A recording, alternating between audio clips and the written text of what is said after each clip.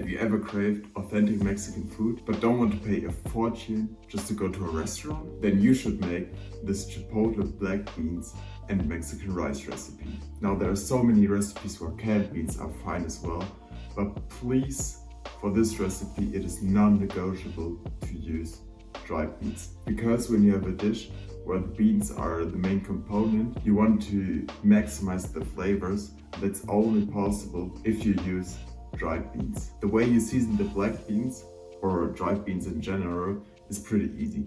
You just soak them overnight and then you cook them in aromatics. The beans will soak up all the delicious flavor of the aromatics and will have an amazing flavor. So soak them overnight, then you can get started. So the aromatics we're gonna use for our beans are gonna be some yellow onion. I got 2 medium-sized here and I'm just gonna halve them and peel them. Then I'm gonna crush 4 to 5 cloves of garlic. Just take off the skin. Next step is gonna be 2 bay leaves. Just crush them a bit to release the flavor. And I also got some cilantro or coriander here. And I'm gonna use the stems because they are full of flavor, and keep the leaves for our rice later. So I got the soaked black beans right here and I'm gonna drain and rinse them to get rid of all the excess stones that might have been in the package or in the water. The way to cook the black beans is pretty easy. You just put them in a pot, fill it up with water, add the aromatics, in our case the onion, garlic, bay leaves and cilantro stems. I tied the cilantro stems up to make it easier to take them out later.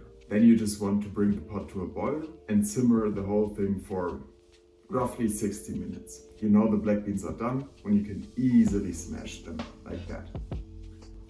While the beans are cooking, we can prepare the sauce for our rice.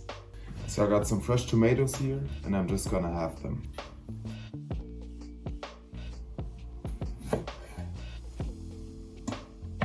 And I'm gonna need 2 cloves of garlic. To food processor, I added the tomatoes. I will also add some cumin, some veggie stock and water. Guess who forgot to put in the garlic as well? And then just blend it up until it's smooth.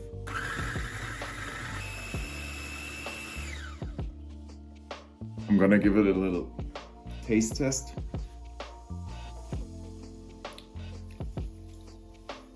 I'm gonna add a little bit more salt, a little bit more cumin.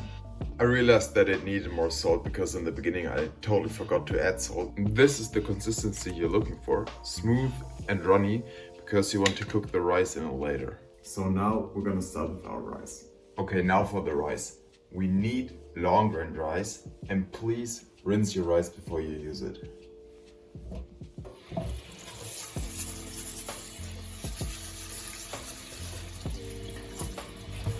I put some neutral flavored oil into a pot, and on medium heat I'm gonna toast my rice for 5 to 7 minutes. When the rice is fragrant and slightly golden, I'm gonna add my sauce to it. I'm gonna pour in enough sauce to cover the rice.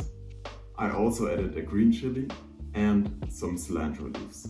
Then I'm gonna bring the whole pot to a boil and let it simmer for about 15 to 20 minutes. To finalize our beans, I took a pan. So we're gonna take out our aromatics, the onion and the cilantro. You can keep in the garlic. To finalize our beans, I took a pan and with a neutral flavored oil on medium heat, I'm gonna fry some onion and I will add the beans with some of the liquid. Not all of it, but some. Then I will season with salt, pepper, cumin and oregano. And the star of the show are these chili chipotle flakes. They're so flavorful and give that distinct chipotle flavor you're looking for. And in goes the chipotle chilies. Let it cook for another 5 to 10 minutes and then the beans should be done. Okay, the black beans are done and the rice looks good as well, and it's time to plate. Now look at this absolute beauty. Let's give it a test. perfect bite. Finally, some good Mexican food in here.